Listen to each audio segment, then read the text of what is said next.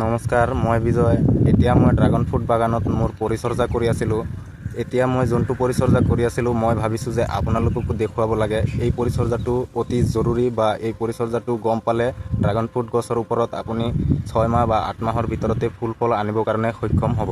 বলক এতিয়া কেনেকুৱা পৰিচৰ্যা মই আপোনালোকক অলপ দেখুৱাই দিম।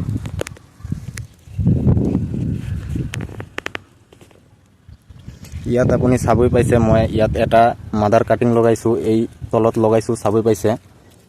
এই তলত লগোৱাৰ পৰা ওপৰৰ ফালৰ পৰা এটাও ব্ৰাঞ্চ কিন্তু নাই। একদম ওপৰত আহি তিনিটা একেলগে ব্ৰাঞ্চ ওলাইছে। তিনিটাৰ পৰা মই এই ব্ৰাঞ্চটো দেখি আছোঁ বেছি শক্তিশালী আৰু জোৰ বেছি আছে এই দুটা ব্ৰাঞ্চৰ পৰা, বা দুটা ঠানিৰ পৰা। আমাৰ অসমীয়া ভাষাতো ঠানি বুলি কয়। তো এই ঠানিটো বেছি শক্তিশালী আৰু এই ঠানি দুটা অলপ কমজুৰি আছে।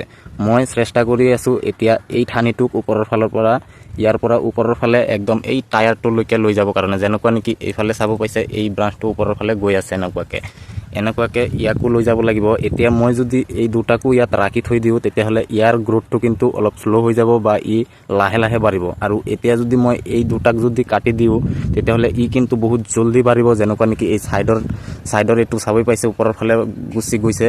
একেলগতে মই লগাইছোঁ, কিন্তু সি ওপৰত গুচি গৈছে, তাত এটাই আছে বুলি, আৰু ইয়াৰ 3টা আছে বুলি চাবই পাইছে। ই উঠিবৰ কাৰণে অলপ টাইম বেছিকৈ লৈ আছে। তো মোৰ কৰ্তব্য সেইটোৱে, মই এই ছাইডৰ দুটা ব্ৰাঞ্চ কাটি দিম। আৰু আপোনালোকে চাই ল'ব, যদি ইয়াৰ গ্ৰোথটো যদি বন্ধ হৈ যায়, ওপৰৰ ফালে বন্ধ হৈ যায় কিছুমান ব্ৰাঞ্চৰ বা ঠানিৰ, তো সেই ঠানিটো আপোনালোকে কাটিব। কিন্তু মোৰ ইয়াত 3টাও চলি আছে।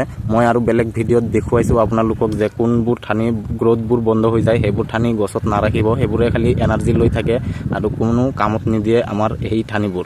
তো এতিয়া মই কৰি আছোঁ কি, আপোনালোকে চাওক। আপোনালোকৰ কিন্তু এই কামটো কৰিবৰ কাৰণে গাত লাগিব, কিন্তু এই কামটো কৰিবই লাগিব। ইমান ধুনীয়া ধুনীয়া ঠানি বা ব্ৰাঞ্চ চাবই পাইছে। এইবিলাক ঠানি কিন্তু কাটিবৰ কাৰণে আপোনালোকে বহুত টান পাব। কিন্তু এইবিলাক যদি কাটিং কৰি দিয়ে, তেতিয়াহ'লে এই ব্ৰাঞ্চটো কিন্তু অতি সোনকালে ওপৰৰ ফালে উঠি যাব। আৰু যদি অতি জল্দি সোনকালে ওপৰৰ ফালে উঠি যায়, তেতিয়াহ'লে কিন্তু আমি জল্দি 7 মাহ বা 8 মাহৰ ভিতৰতেই ফুল ফল পাবৰ কাৰণে সক্ষম হ'ম। তো মই এতিয়া এটা কাটি দিছোঁ, এতিয়া এইটোকো কাটিম। আপোনালোকে চাওক, এইটো ৰিস্ক অলপ ল'বই লাগিব। আৰু যদি ৰিস্কটো নলয়, তেতিয়াহ'লে ফুল ফল আহিব। য'ত নেকি 1 বছৰ বা 8 মাহ 10 মাহৰ ভিতৰতে পালে হয়, তাত 1.5-2 বছৰৰ ভিতৰত ফুল ফল পাবৰ কাৰণে সক্ষম হ'ব। আৰু এই কথাটো মাথাত ৰাখিব যে এটাই যদি ব্ৰাঞ্চ ৰাখোঁ, যোন ব্ৰাঞ্চটো বেছি শক্তিশালী সেই ব্ৰাঞ্চটোকে আমি ৰাখিম। আৰু ছাইডৰ যোন ব্ৰাঞ্চকেইটা নেকি সৰু সৰু থাকিব, সেইকেইটাকে আমি কাটিম। মিনিমাম ব্ৰাঞ্চটো ওলোৱাৰ পিছত 1-2 সপ্তাহ আমি চাই ল'ম যেন কোনটো ব্ৰাঞ্চ বেছি শক্তিশালী আছে, সেই ব্ৰাঞ্চটোকে আমি ৰাখিম। এতিয়া ব্ৰাঞ্চটো অলপ সৰু আছে, আৰু অলপ ডাঙৰ হ'লে ইয়াৰ নিচিনাকৈ মই বান্ধি দিম। তো আজিৰ ভিডিঅ'টো যদি আপোনালোকৰ ভাল লাগিছে, লাইক কৰিব।